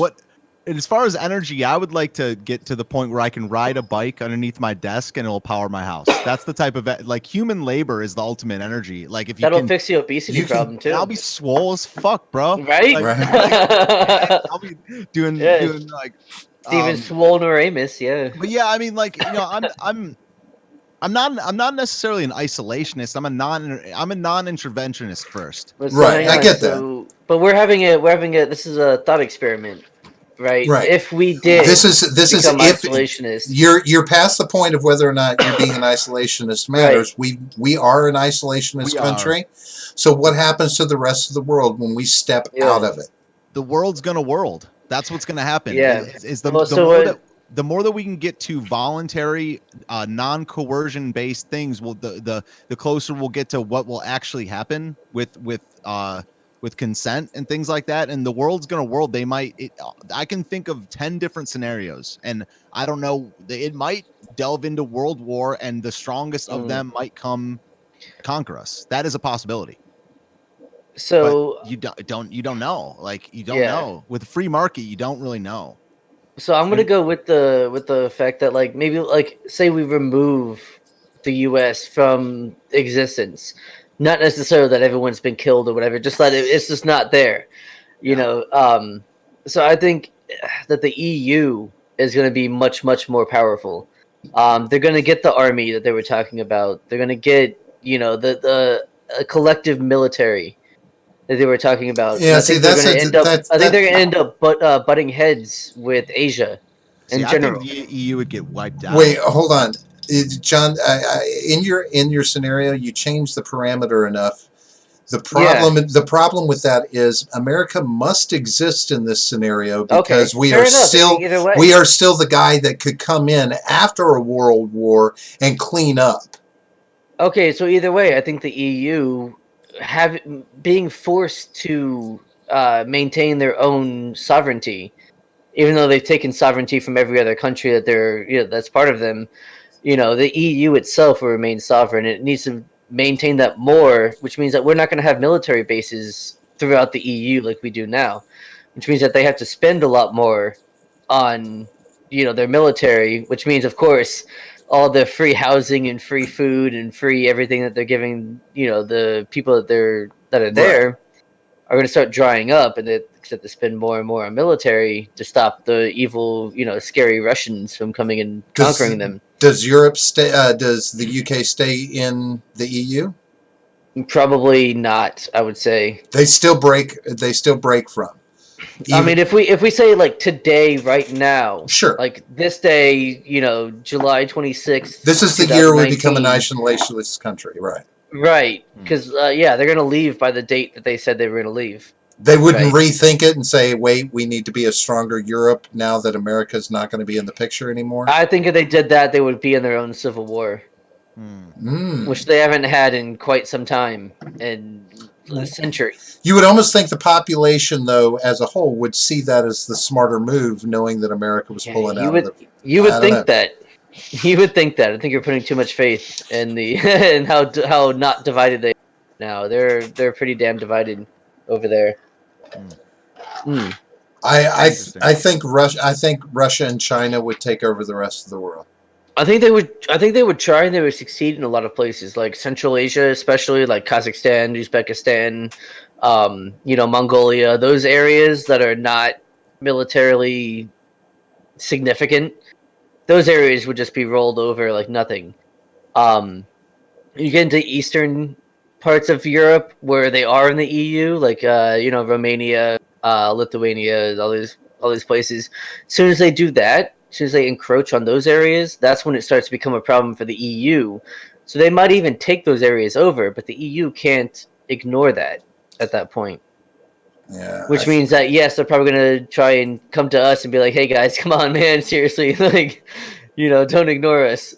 You know, we need your help." But I think eventually they would. You know, you have Germany, France, even the UK would probably have a vested interest in it. You know, in the continued survival of Western Europe. You know, Spain and all them. I think that it would be probably a world war. I think World War III would start. I don't think right away, but I think as like economic tensions got higher than they are now, and the expansionist tensions as well. You know, Russia would want to try and get the old USSR back. China would want to expand into, like I said, Central Asia. Yeah, and Southeast Asia. I think you would see two major superpowers control all of Europe and Asia, and they would probably be at odds constantly. I think it really is us that stops that from happening right now. And that's not something I like, but it's an uneasy, you know, piece. In both of your scenarios, real quick, Stephen, in the world's on and keeps doing his thing, does America get stronger or weaker from the isolationism? Well, it depends on over what time period you're talking about. Yeah. I mean, nothing happens right away, but with America, I mean, like I don't know that much about other countries than I do about this one, of course, when I live here. And like, it just, I do see as a kind of an issue of like long-term survival. So I'm not worried too much about how America does if it does that. It's just that we've got serious problems here, and if we don't clean up our own shop, this country will separate, or it will be conquered one way or the other. And that might be in 10 years, it might be in 20. But I don't see us working out in the next 20 years without pulling, like, bettering our economic situation, bettering our cultural situation, bettering our physical boundary situation. I've never seen a country in history that worked with these type of problems. So, like, I don't really know. I just, like, and so to, like, and having said that, I don't see our country lasting 20 more years. We need Really, more. I don't see 20.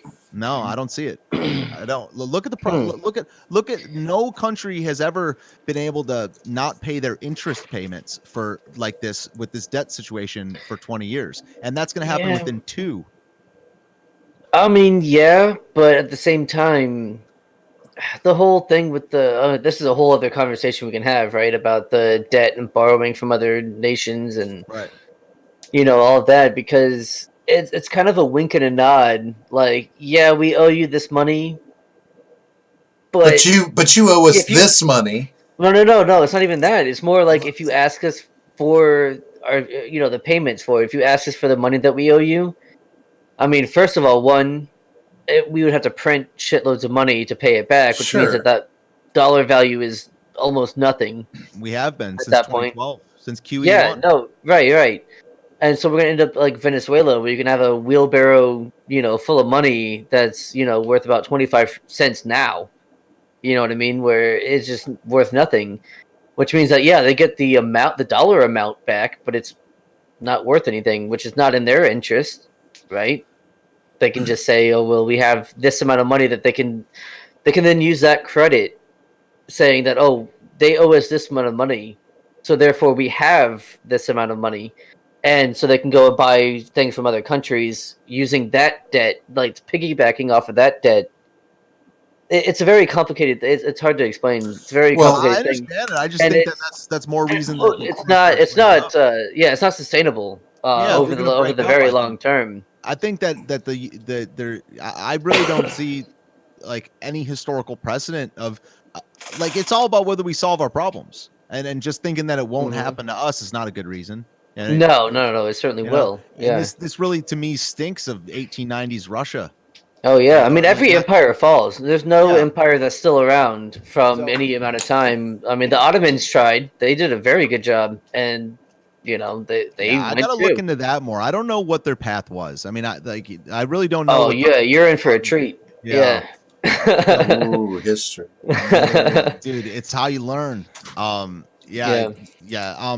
But, like, I don't know. Like, if we were to I don't know what our biggest problem is. I mean, it's between I mean, they're all kind of related too. I mean, like, We Mhm. don't have enough goddamn patriots, is what we don't have. yeah, We're missing That's true Americans. too. the cultural stuff might be the number one thing. I think that's bigger It than the might be. debt. It Honestly, might I be. really Yeah, I do. mean, the I cultural think it's shit it might be the number one thing, and you can get through a lot with a sense of unity, and, like, there's right. no definition of an American. There's no definition right now. Yeah. You got 20 different camps calling it 20 different things. So Mhm. there's literally not a definition, and this like nation of this pure nation of ideas thing does not last. It's that, talk about unprecedented. Yeah. It's never happened. And people act like It's it's just, freedom. But when it's has it ever not. So happened? we really don't have. It's the freedom Yeah. to think how you want, say what you want, believe how you want. You don't have Give to me be. You another don't have to example believe of it in working. America. You don't have to believe in America to be an American these days. That's what I'm saying. If you ask 20 different people, they would say 20 different things about that. Yeah. So you It just depends. saying that Yeah. doesn't make it true. Yeah, Right. but the vocal minority, the impact the vocal minority has on this Yeah, like country, SJWs and which whatnot and spurs this left. cultural chaos that's going on. That vocal minority is making it, quote unquote, for want of a better term, the reality that we have to deal with, because they are putting it in our face in 20 different ways, all coming from that one unified source of fucking whack jobs I that mean, are yeah, that are I don't necessarily agree with that characterization. Like, it's just, I don't like I don't think that, like, give me one other example in history of a country that was founded that was just straight ideas that like worked over. Hmm. It's not what the definition of a nation really is in Sure. history. No, There's only one. I So understand. the only argument I can think of at the moment is Rome, where they went and conquered, which is slightly different than how we're doing it now. But they would conquer other cultures, and then they make them Roman citizens. That was one of their downfalls. It was though. no, You know 100% what I mean? it was. But Like, what- But they still lasted a millennia, true. right, as an empire. So, and no empire is ever going to last forever. Look, sure. It's not going to happen. It's not possible. But I've what, just what read happened afterwards, right? What happened? Go I ahead. just read that them really encouraging everyone to be a citizen regardless in the last 150 was one of the things that brought them down. Like it was because they're too expanded, and another big reason was because they promised their soldiers, as a pension, instead of paying them money necessarily, they would give them land, which means they had to constantly conquer in order to be able to pay that pension. Which means that they had to constantly get more troops in order to conquer that land. So it was just this vicious cycle of more troops and more land to conquer to pay those troops with. Right. It was kind of an unsustainable thing. And I mean, the reason behind it obviously was that the emperors would change. And so it was kind of like, oh, that's not my problem. That's the next guy's problem, because there's so much land now. Wow. That we can, we can do that. And Well, that's what we're doing, right? Yeah. But it's different, though. I think we're closer to the old British Empire, than we are the Roman Empire, because we're not actually conquering land. We're just proxy, subjugating the lands by installing someone we like, as opposed to conquering it ourselves and putting our own people in charge. So I mean, it's slightly different. It's But it's fascinating. the same idea of we need to keep conquering in order to maintain ourselves, which is not sustainable over the long term. Well, I will posit this idea that the real issue is right here. I This, don't know what you're. Oh, the His phone. penis. Oh, Yeah, it's my big rectangular I penis. couldn't see it. It was so These small. I couldn't-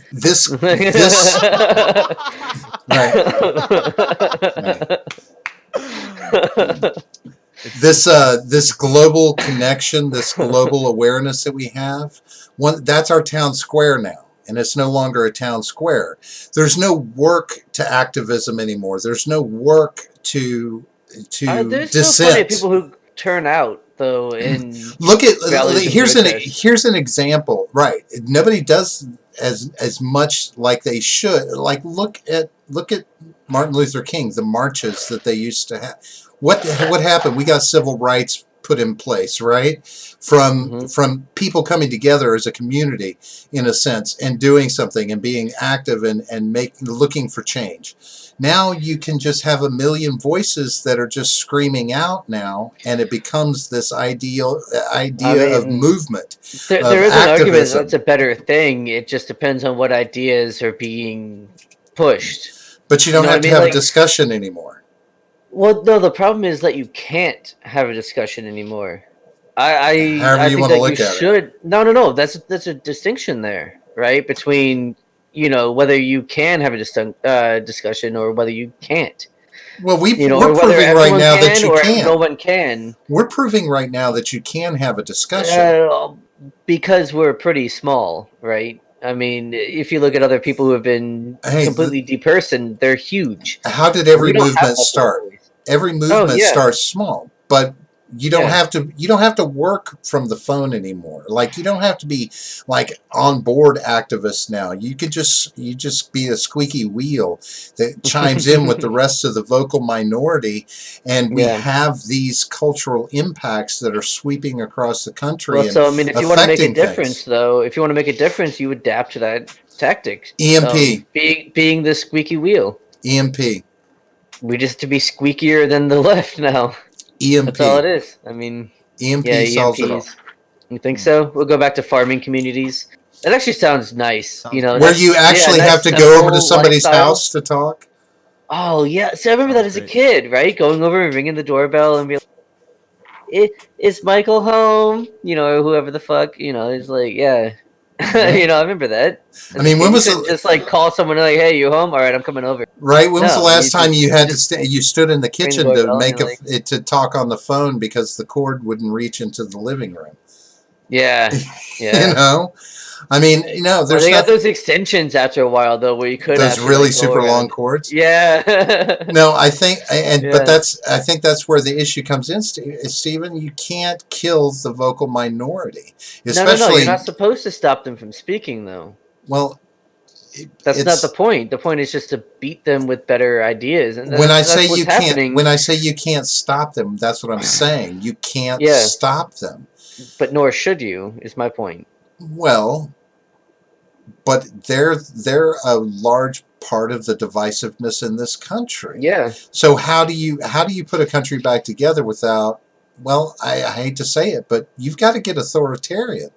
That's how you solve this, is Where we're through headed. authoritarian It is where means. we're headed, and I hope that doesn't happen. I hope that's I not mean, that's what necessary. was so weird about the whole like people freaking out over Trump is that Trump ain't the authoritarian. It's coming in a No. couple terms.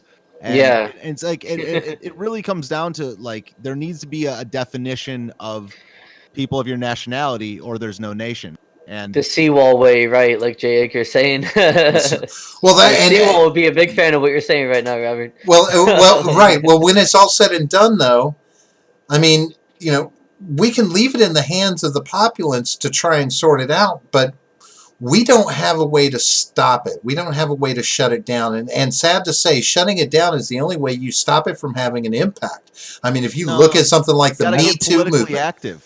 well, Yeah. there's Most people and yes, that you have to actually run for office. You have to be And you're you fun. have to you have to you have to Yeah. fight like the people that are fighting. Like I don't mean their methods. I mean the way politics is war by other means, and like what you have to do is you have to get politically active. And It is the other way around. unfortunately, people that are like, I know it's the other way around. Yeah, Yeah, I know, but War, it's war is politics by other both means. are Yeah, both I are understand what true. you're saying. Yeah. Both are true. I mean it in the opposite way. That like Okay. there's that Interesting. I mean, and this is what I got from this dude Jose Nino that I had in my program who talked about Venezuela. He said it that way too, and I agree with both because if you don't get politically active, it will end in violence. And so it really like so the end result is Yeah. going to be violence unless you do pursue political ends. And it's not about using your voice in terms of speaking. It's about actually playing politics, or there will be violence. well, And that's I can, we were able to organize and humans were able to organize in political groups only after we stopped clubbing each other over the head, however many thousand years ago. right. So yeah, and that's that's Clausewitz, right? That quote. Yeah, so both are true. War is politics by other means, and politics is war by other means. It's both true.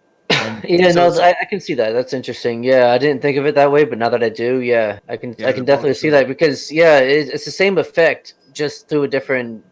Yeah. It's literally who controls life and death in a given resource municipality. It's true. Well, I have to say that when it comes to the culture wars and the impact it's having on this country, and it's having an impact all the way up into politics, as far up as the government, our federal government.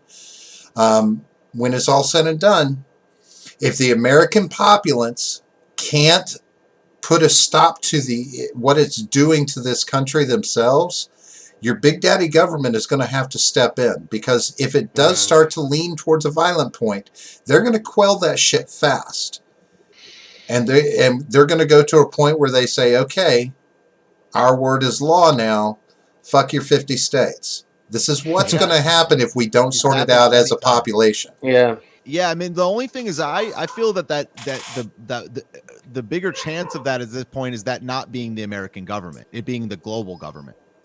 Like I really see that as more of a like I don't this minority that thinks global instead of American. I don't think you're right that it's a minority, man. It's like most people that I've ever talked to care more about the globe. Now I live in DC, that's pretty progressive and globalist and stuff like that. But most people I know, if you held a gun to their head, they care more about the planet and the globe and the UN and shit. than America, and you just talk to someone. Like I'm not saying you don't. I'm saying like talk to people care about the UN and the environment and the globe more than America these days. And it ain't fucking 5%. Well, I think that's more of a propaganda thing than it is like something that they care about themselves. I think that's more of like what they've. I don't want to say. I mean, is that the same? Right? Is that the same ideology that they live their life by behind closed doors? Exactly. Or is that the ideology that they put out to the rest of the public? Well, that's virtue signaling.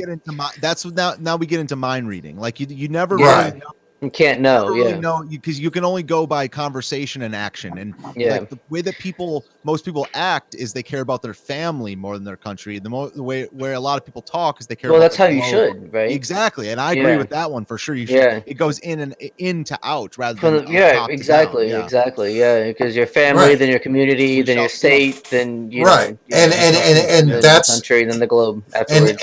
And unfortunately, we're at a point now where you can call out any of those things. You can take part in any of those things and never have to be present to do it.